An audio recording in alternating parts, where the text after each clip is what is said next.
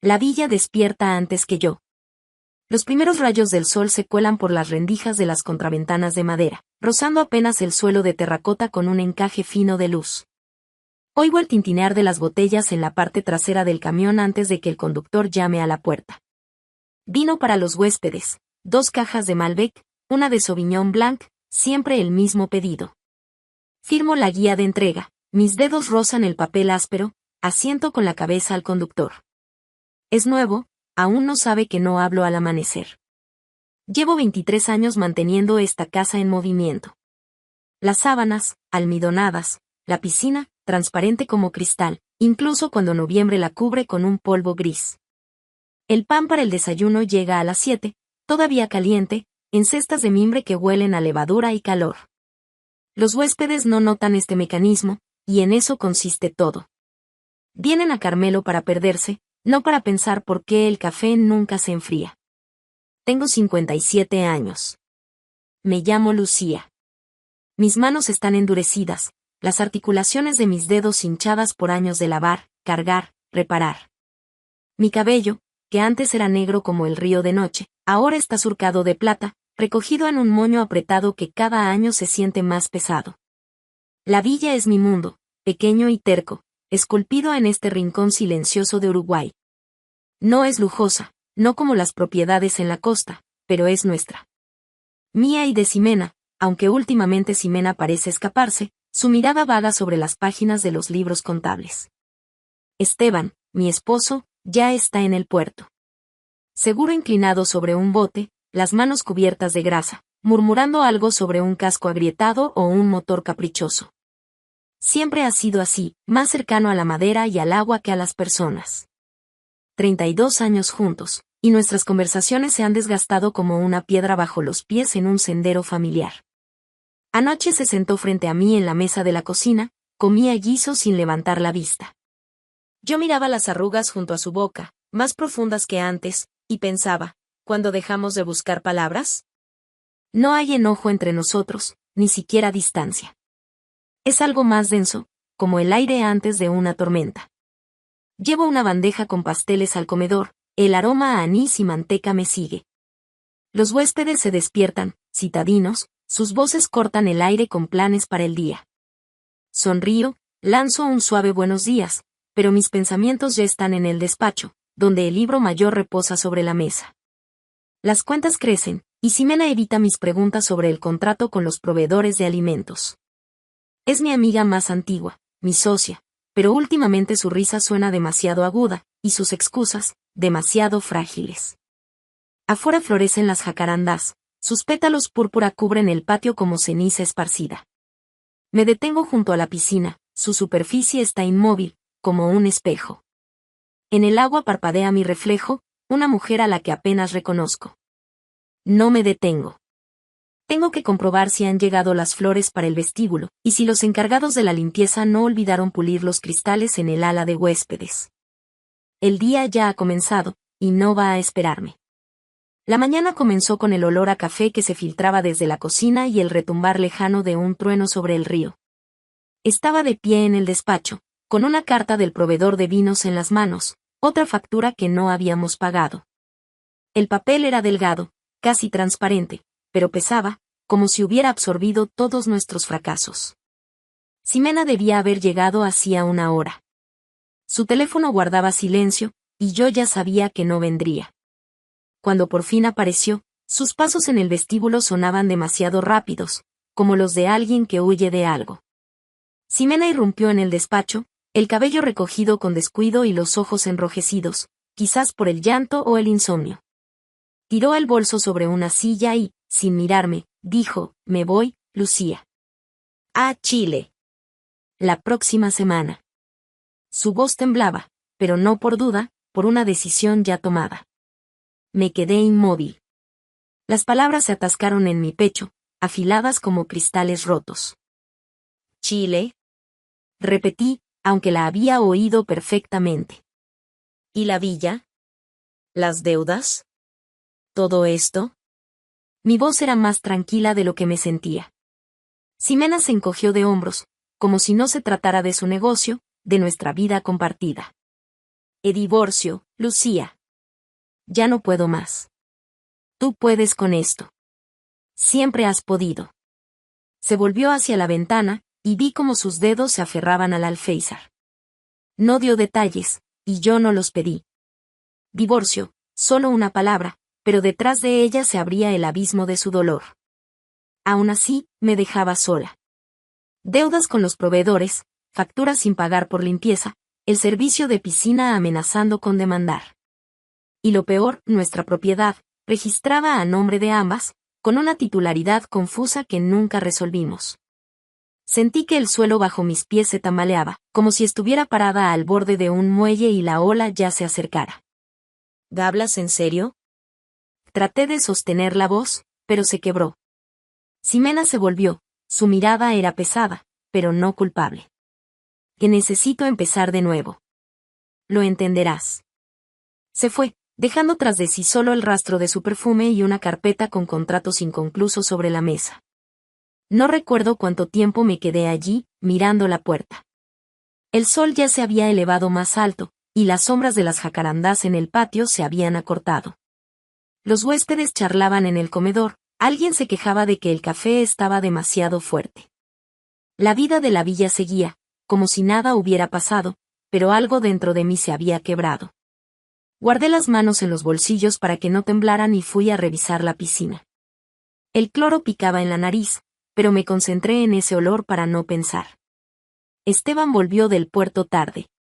Yo estaba sentada en la cocina frente a un plato de sopa fría que no había tocado. Él se quitó las botas en la entrada, sus movimientos lentos, como siempre después de un día largo. ¿Pasó algo?, preguntó sin mirarme, sirviéndose un vaso de agua. Podía haberle contado. Sobre Ximena, las deudas, como todo se venía abajo. Pero en vez de eso, dije, la cerradura del cuarto de servicio está trabada. ¿Podés verla?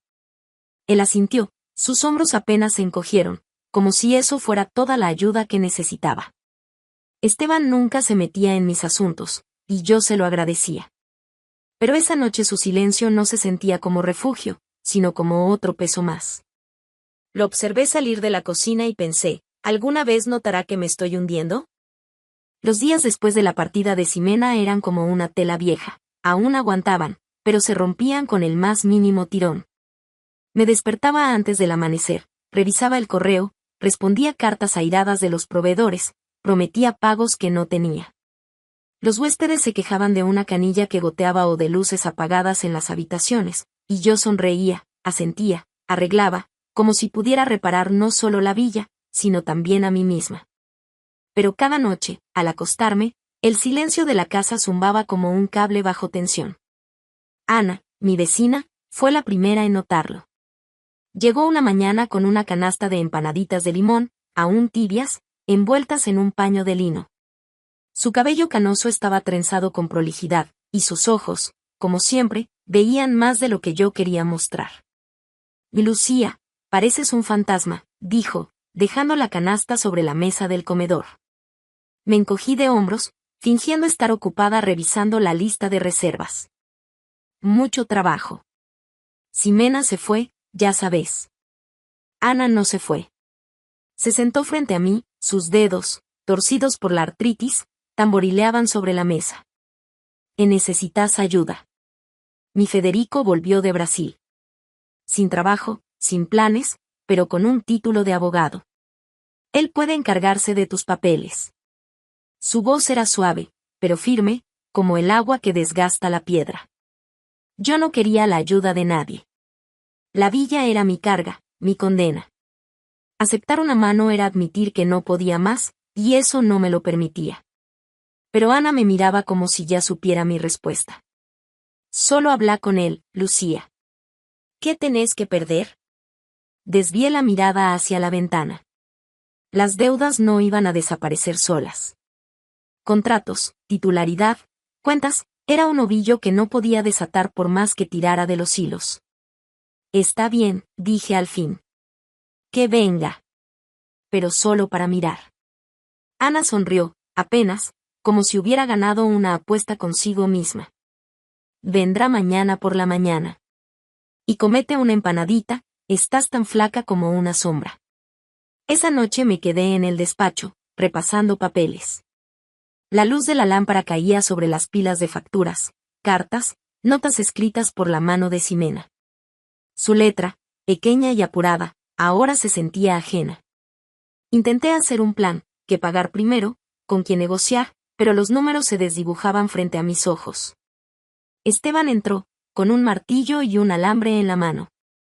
Ya arreglé la cerradura del cuarto de servicio, dijo al pasar. Asentí sin levantar la cabeza. No preguntó qué me pasaba. Yo no lo dije.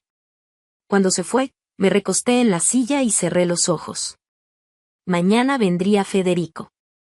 No sabía qué esperar, salvación o una carga más.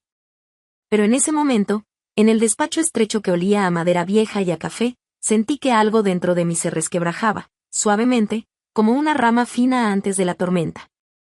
Federico llegó exactamente a las 8. Escuché sus pasos sobre la grava antes de que tocara a la puerta de la villa. Eran pasos ligeros, sin apuro, como si no tuviera prisa por estar en ningún lugar que no fuera ese umbral. Abrí la puerta con un trapo en la mano, acababa de limpiar el polvo de los estantes del vestíbulo. Él estaba allí, con una camisa de lino descolorida, un viejo maletín de cuero colgado del hombro. Alto, delgado, con canas ligeras en las sienes, aunque no debía tener más de 40. Sus ojos, oscuros y serenos, miraban de frente, sin invadir, como si ya supiera que no me gustaban las palabras de más. ¿Lucía? Preguntó, aunque claramente sabía quién era. Mi madre me dijo que necesitas ayuda. Su voz era baja, con un dejo ronco, como de alguien que habla poco, pero con precisión. Asentí y le hice un gesto para que pasara. Sí. Hay un poco de desorden con los papeles. Nos sentamos en la vieja mesa del vestíbulo, la que se tambalea si apoyas el codo en un lado. Traje la carpeta con documentos, facturas, contratos, cartas con amenazas de los servicios. Federico abrió su maletín, sacó un cuaderno y una lapicera, con una calma casi ceremonial. Contame por dónde empezamos, dijo, y sentí que la tensión en mis hombros se aflojaba un poco. No porque confiara en él, aún no dejaba que nadie se acercara tanto a la villa, sino porque no hizo preguntas inútiles. Empecé por las deudas. Proveedores de vino, el servicio de la piscina, la empresa que traía comida para la cocina. Las palabras salían lentas, como si las sacara de un pozo profundo. Federico escuchaba, anotaba de vez en cuando. El rasgueo de su lapicera sobre el papel tenía algo tranquilizador. No interrumpía, no suspiraba, no me miraba con lástima. Solo una vez alzó la vista, ¿y la propiedad? ¿Ximena sigue en los papeles? Asentí, sintiendo cómo se me apretaba la garganta. Sí. Nunca la dividimos. Nunca pensamos que esto pasaría.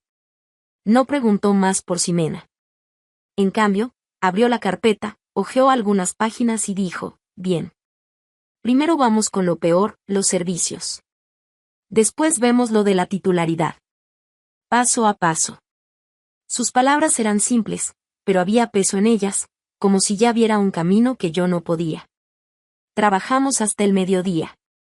El sol se colaba por las ventanas, dejando franjas largas de luz en el suelo. Los huéspedes iban y venían, alguien pedía toallas extra, otro preguntaba por excursiones al río.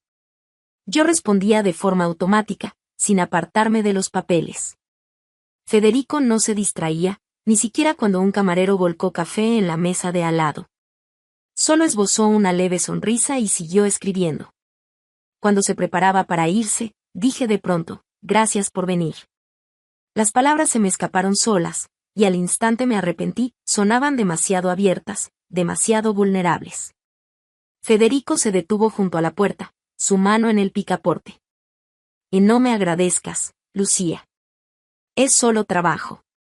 Pero en su mirada había algo más, apenas visible, como una sombra que desaparece cuando giras la cabeza. Se fue, y yo me quedé en el vestíbulo con la carpeta en las manos. Pensé que, por primera vez en semanas, no sentía que me estuviera ahogando.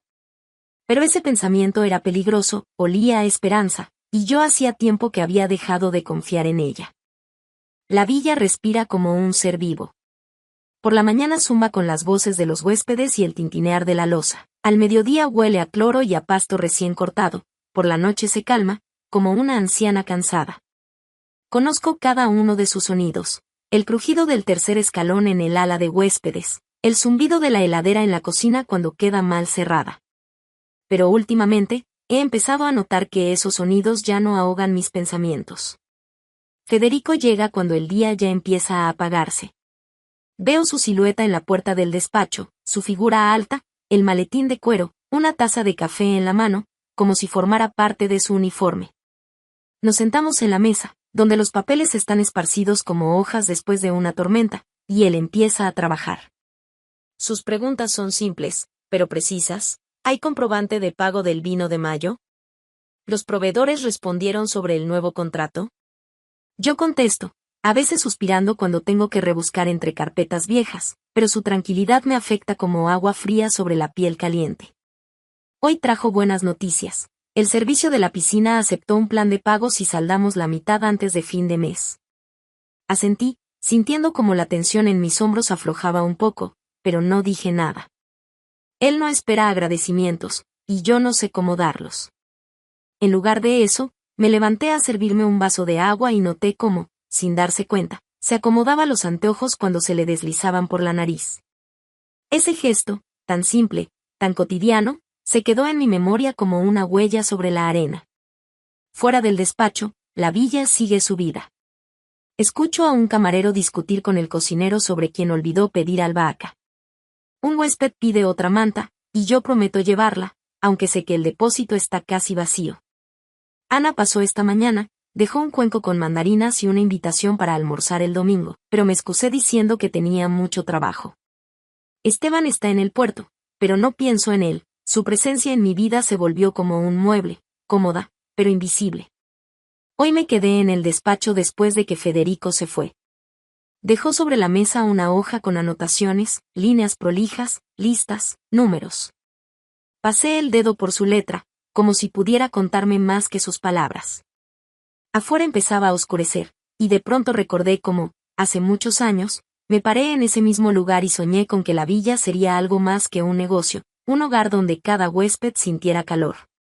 Ahora no estoy segura de si yo misma lo siento. Salí al patio trasero, donde el aire era fresco y olía a tierra mojada. Las ramas de los árboles frutales se mecían en la oscuridad, y pensé en Federico, no como el abogado que arreglaba mis finanzas, sino como un hombre que, quizás, también buscaba algo perdido. Ese pensamiento era peligroso, como hielo fino bajo los pies, pero no lo aparté. Le permití quedarse, de pie en la oscuridad, escuchando cómo la villa respiraba a mi alrededor. Trabajar con Federico se volvió como una danza, lenta, cuidadosa, pero con un ritmo claro. Nos encontrábamos en el despacho cada vez que el sol se ocultaba detrás del horizonte, y desmenuzábamos los papeles como si estuviéramos desenredando la vida de alguien más. Cerró la deuda con el servicio de aire acondicionado, negoció una prórroga con los proveedores de alimentos, incluso encontró un error en un contrato viejo de limpieza que nos ahorró 1,000 pesos. Lo observaba trabajar, sus dedos pasaban las hojas con rapidez, su lapicera dejaba marcas ordenadas, y pensaba que quizás sabía arreglar no solo documentos, sino algo más profundo, algo que yo no me animaba a tocar. A pesar de mis preocupaciones, la vida seguía. Esteban regresaba del puerto, sus manos manchadas de grasa, la mirada perdida más allá del río. Me lanzaba un cansada, breve y se iba a lavarse las manos, sin esperar respuesta. Ana traía galletitas o frutas, hablaba del nuevo local en la ciudad, y yo asentía, aunque mi cabeza estaba llena de cifras y fechas límite. Los huéspedes pedían toallas frescas o se quejaban del ruido en la cocina, y yo corría, solucionaba, mantenía todo en marcha, como si detenerme significara que todo se derrumbaría. Pero con Federico el tiempo se detenía. No porque hiciéramos algo especial, sino porque su presencia era como un respiro después de una larga inmersión. No llenaba el silencio con palabras innecesarias, no intentaba parecer a alguien distinto. A veces lo sorprendía mirándome cuando creía que yo no lo notaba, y en esos ojos había algo que no lograba descifrar. Una noche terminamos más temprano de lo habitual. La lluvia golpeaba el techo, y le ofrecí quedarse a tomar un té, para no salir bajo el aguacero. Aceptó, y nos mudamos a la cocina, donde olía a limones y pan recién hecho. Puse la pava en el fuego, y él se sentó a la mesa, sosteniendo la taza como si pudiera calentar algo más que sus manos. «¿Sabes?», dijo de pronto, mirando sus palmas, «pensé que en Brasil iba a dejar todo atrás. A mi hija, a su madre, a todo. Pero no te suelta. Solo cambia de forma». Sus palabras quedaron flotando en el aire, pesadas como ropa mojada. Podría haber dicho algo banal, como, «el tiempo cura», o, «sos joven todavía».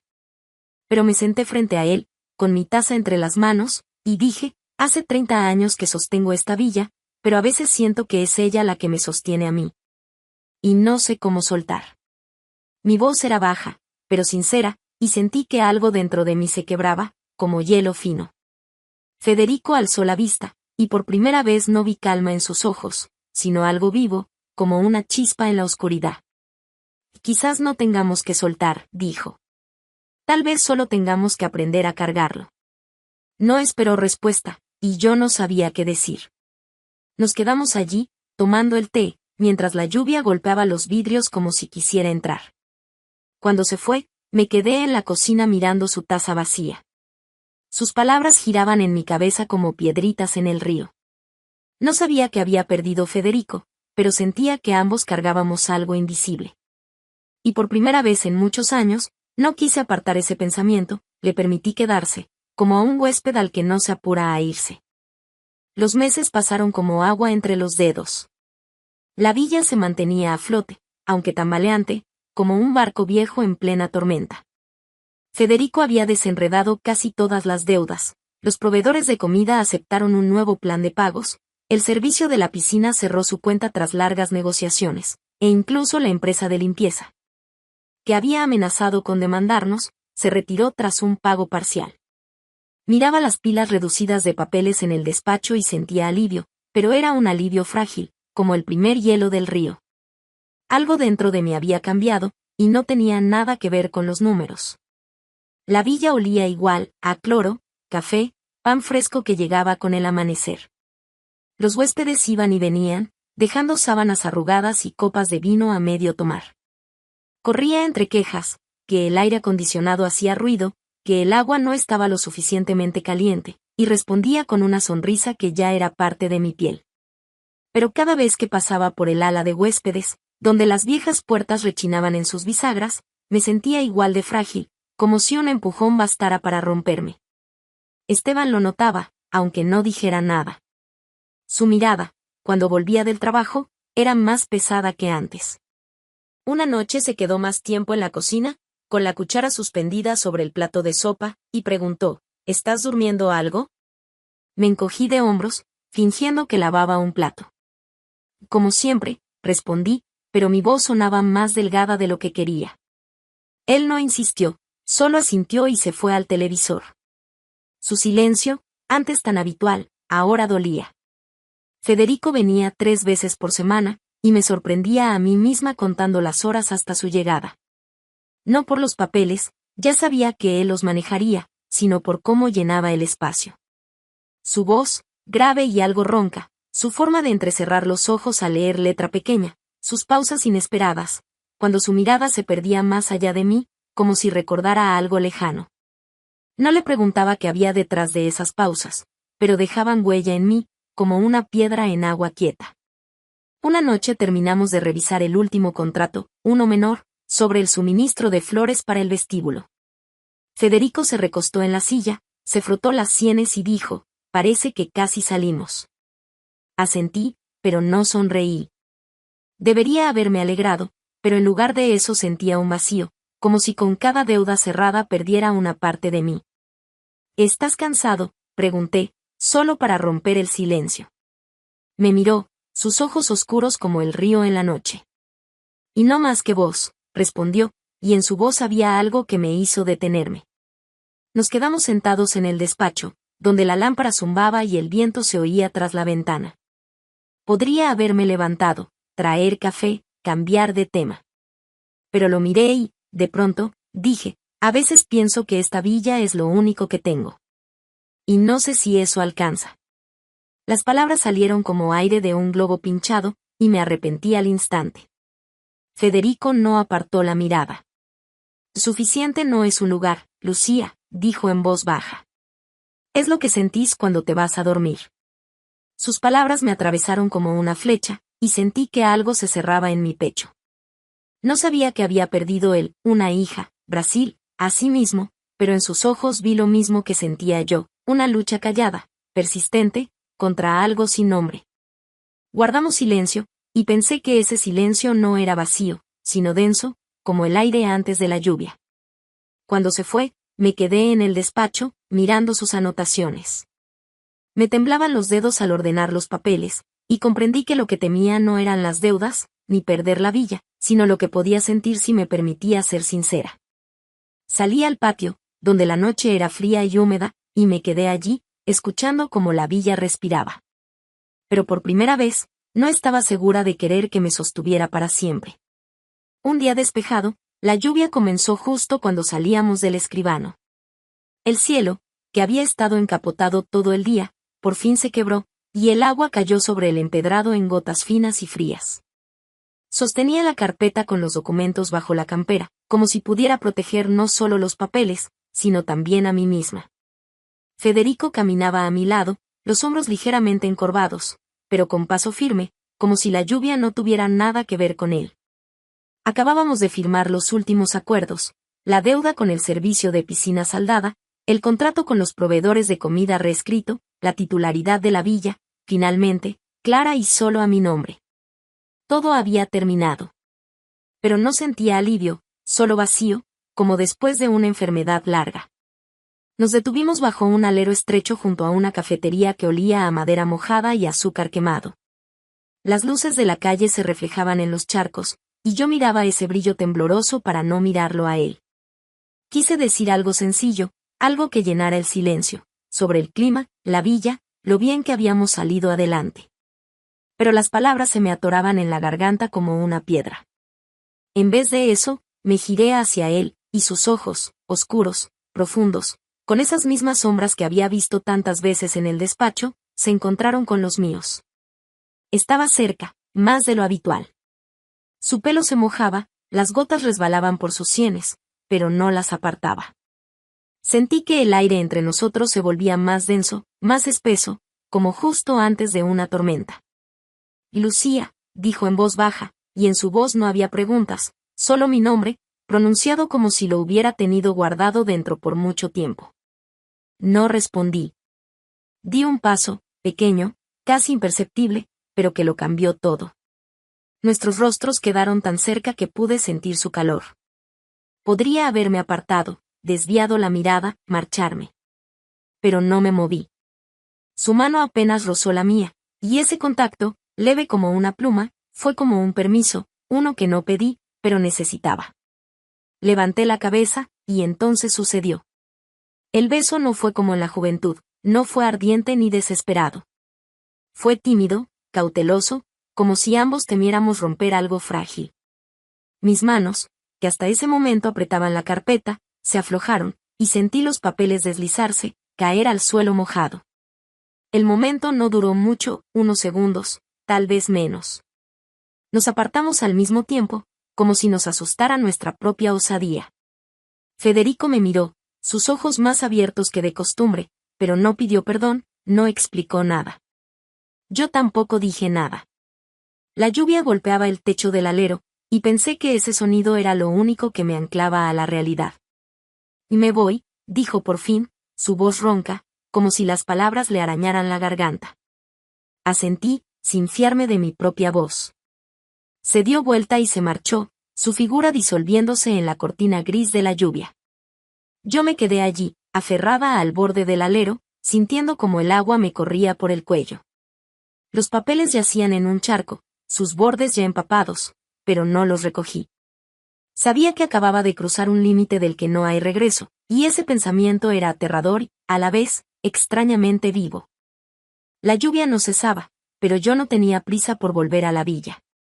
Caminaba por las calles angostas de Carmelo, con la carpeta de papeles empapados en las manos, y sentía como el agua se filtraba a través de mis zapatos. Mis pasos eran lentos, como si temiera que un movimiento brusco me despertara de lo que acababa de ocurrir. El beso con Federico, breve, inseguro, con sabor a lluvia, ardía en mi memoria como una brasa que cae sobre pasto seco. No lo planeé. No lo planeamos. Pero ocurrió, y no podía esconderme de la verdad que ahora latía dentro de mí. Las calles estaban casi vacías, solo algunos faroles se reflejaban en los charcos, y el viento arrastraba papeles y hojas por el adoquinado. Me detuve frente a una vieja panadería, donde Ximena y yo solíamos comprar pan para los primeros huéspedes de la villa. La vidriera estaba apagada, pero vi mi reflejo, empapada, con el maquillaje corrido, el cabello pegado a la frente. No era la Lucía que dirigía la villa con puño firme, sino una mujer que acababa de dar un paso al borde del abismo. Mis manos temblaban cuando me toqué los labios. Aún lo sentía, el frío de su piel, el momento exacto en que nuestros rostros se acercaron tanto que pude ver las diminutas gotas de lluvia en sus pestañas. No fue deseo. No fue impulso. Fue otra cosa, algo callado, doloroso, como una verdad que uno guarda demasiado tiempo. No dijimos una sola palabra después. No hubo promesas, ni explicaciones. Solo su mirada, fija en la mía, y un silencio más pesado que la lluvia. Llegué al puente sobre el río, donde el aire olía a tierra mojada y a madera podrida. El agua debajo era negra, brillando apenas bajo la luz de faroles lejanos. Me quedé allí, aferrada a la baranda, y pensé en Federico. No en lo que vendría, no me permitía mirar tan lejos, sino en cómo me había mirado, como si viera no solo a la Lucía que luchaba con facturas, sino a la que se escondía detrás. Recordé sus palabras sobre su hija, sobre los papeles de su madre, sobre Brasil que no lo soltaba.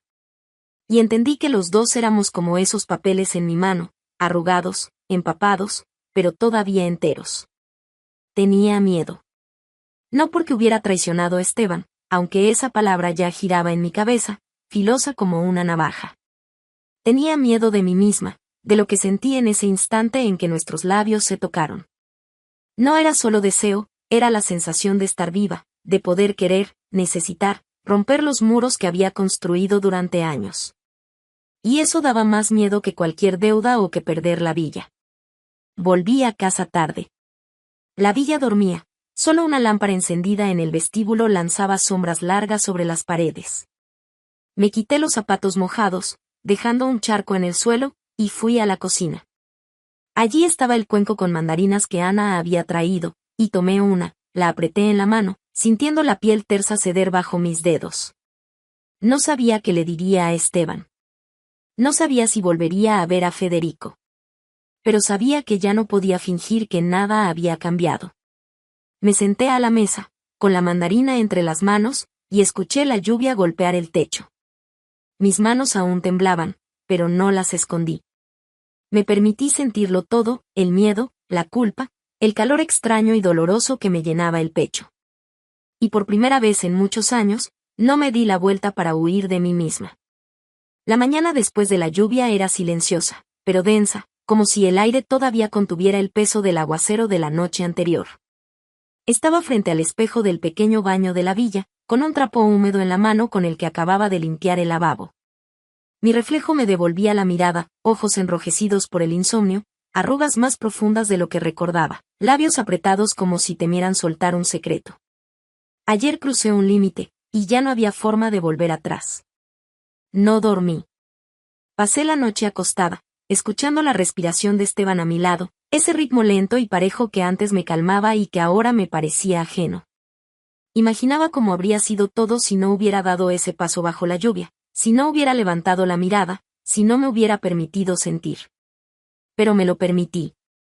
Y eso lo cambió todo, no solo entre Federico y yo, sino dentro de mí. Ya no podía fingir que seguía siendo la misma Lucía que sostenía la villa, a Esteban, a sí misma, con una voluntad de hierro. Durante todo el día me moví como en una niebla. Revisaba reservas, respondía llamadas de proveedores, escuchaba quejas de huéspedes. Pero cada uno de mis movimientos era mecánico, como si representara un papel que conocía de memoria. En mi cabeza se repetían fragmentos de la noche anterior, las sombras en los ojos de Federico, su mano rozando la mía, el sonido de la lluvia apagando todo, menos los latidos de mi corazón. No sabía si lo volvería a ver, ni si quería. Pero sabía que no podía guardar esto dentro de mí. Esteban regresó del puerto más temprano de lo habitual. Yo preparaba la cena, un guiso sencillo de papas con romero, cuando entró a la cocina. Sus botas dejaron huellas de barro en el piso, pero no les presté atención. Se sentó a la mesa, con un vaso de agua en la mano, y su silencio llenó el espacio como siempre. Pero esta vez yo no podía soportarlo. Apagué la hornalla, me sequé las manos con el delantal y me senté frente a él. Esteban, empecé, con la voz temblorosa pese a mis esfuerzos, tengo que decirte algo. Levantó la mirada, sus cejas se movieron apenas, pero su rostro siguió sereno como siempre. Podría haberme detenido, inventar algo sobre la villa o las deudas. Pero no lo hice. Fui infiel. Ayer. Con Federico. Las palabras cayeron como piedras en agua quieta, y sentí como el aire en la cocina se volvía espeso, casi sólido. Esteban no se movió. Sus dedos apretaron el vaso, pero no apartó la mirada. Esperaba gritos, preguntas, rabia, algo que rompiera ese silencio. Pero él solo me miraba, y en sus ojos, oscuros y profundos como el río, vi dolor. No agudo, no ruidoso, sino callado, del que corta más hondo. ¿Por qué?, preguntó por fin, con una voz ronca, como si las palabras le arañaran la garganta. Podría haberme justificado, decir que fue un accidente, que no lo planeé. Pero dije la verdad, no lo sé. Pero ya no puedo fingir ser quien era. Mis manos estaban sobre la mesa, temblorosas, pero no las escondí. Lo miré a los ojos y vi que el dolor se mezclaba con algo más, quizás comprensión, quizás agotamiento. Asintió, apenas, y se levantó. No tengo nada que decirte. Necesito pensar a solas, dijo y salió de la cocina, dejándome con el olor a romero y la sensación de haber roto algo irreparable. No esperé a que regresara. Fui al dormitorio, saqué una vieja valija de debajo de la cama y empecé a empacar. Camisas, suéteres, un par de zapatos, lo que cupiera. Me movía despacio, pero con decisión. No lloré, aunque las lágrimas ardían en el pecho.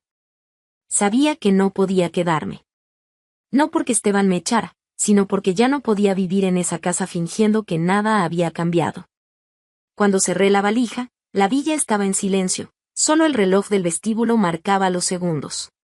Me quedé en la puerta, con la mano en la manija, y pensé que no dejaba solo a Esteban, sino también a mí misma, a esa Lucía que lo guardaba todo, hasta quebrarse.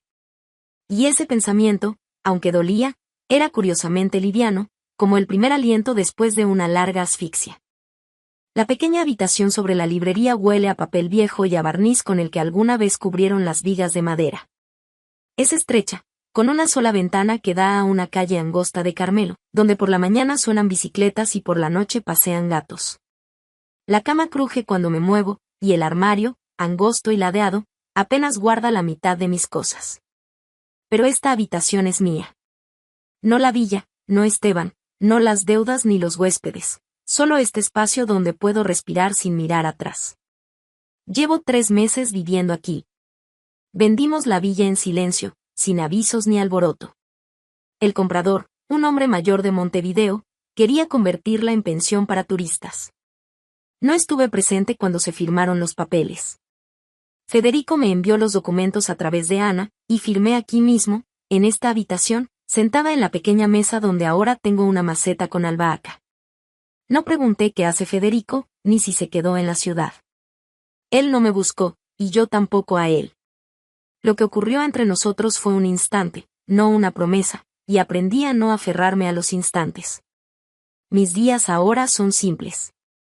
Trabajo en la librería de abajo, ordeno libros en los estantes, respondo preguntas de los clientes, a veces preparo té para la dueña, doña Clara. A ella le gusta contar historias de su juventud en Buenos Aires, y yo la escucho mientras sostengo una taza caliente, aunque a menudo mis pensamientos se pierden. No soy más feliz, no soy más joven. Mis manos siguen ásperas, las arrugas no se borran, Y por las noches todavía me despiertan sueños donde escucho el crujido de las puertas de la villa. Pero sé que hice lo correcto al dejarlo todo. Esteban no llamó, no escribió. Ana me contó que sigue trabajando en el puerto, arreglando botes, viviendo en la misma casa donde pasamos 32 años. Lo imagino en la mesa de la cocina, con un plato de sopa fría, y el corazón se me encoge, pero no me dejo hundir en ese pensamiento. Le hice daño, y ese dolor es una carga que llevo, pero no puedo volver para aligerarla. Me elegí a mí misma, y fue la decisión más difícil de mi vida. A veces pienso en Federico. No con nostalgia ni arrepentimiento, sino con una curiosidad tranquila, como quien recuerda un camino que no tomó. Recuerdo su voz, sus manos, aquel beso bajo la lluvia que rompió algo en mí, pero que también me liberó. No sé dónde está, ni si encontró la paz que buscaba. Pero le agradezco, no por saldar mis deudas, sino por obligarme a mirarme de frente. A esa Lucía que se escondía detrás de la villa, de los deberes, del silencio con Esteban. Hoy salí a la calle después del trabajo, cuando el sol ya se ponía, y el cielo sobre Carmelo era rosado como un durazno. Compré una mandarina a un vendedor ambulante, la partí al medio, y el aroma de la cáscara llenó el aire. Me quedé allí de pie, mirando el río a lo lejos, y pensé que por primera vez en muchos años no sentía la necesidad de correr, de arreglar, de sostener. Todo lo que hay en mí ahora, es mío. Los miedos, la culpa, las pequeñas alegrías, como esta mandarina en mi mano. No los escondo, no los entierro como antes. Cuando volví a la habitación, doña Clara había dejado un libro sobre la mesa, un tomo antiguo de poesía de Neruda.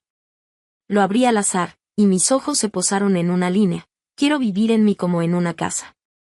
Sonreí, apenas, y pensé que quizás por fin estoy aprendiendo. No a ser feliz, ni perfecta, sino simplemente a ser. Y eso, tal vez, sea suficiente. El sol en Carmelo se pone despacio, como si no quisiera dejar ir el día. Estoy sentada en un banco junto al río, con un sombrero de paja en las manos que compré en el mercado la semana pasada. El viento trae olor a algas y a humo lejano, y el agua frente a mí brilla como vidrio roto. Tengo 58 años, y por primera vez en mucho tiempo siento que el tiempo me pertenece, no a la villa, no a los huéspedes, no al pasado, sino solo a mí. Han pasado 7 meses desde que lo dejé todo. La librería donde trabajo ya no es solo un empleo, sino parte de mi ritmo.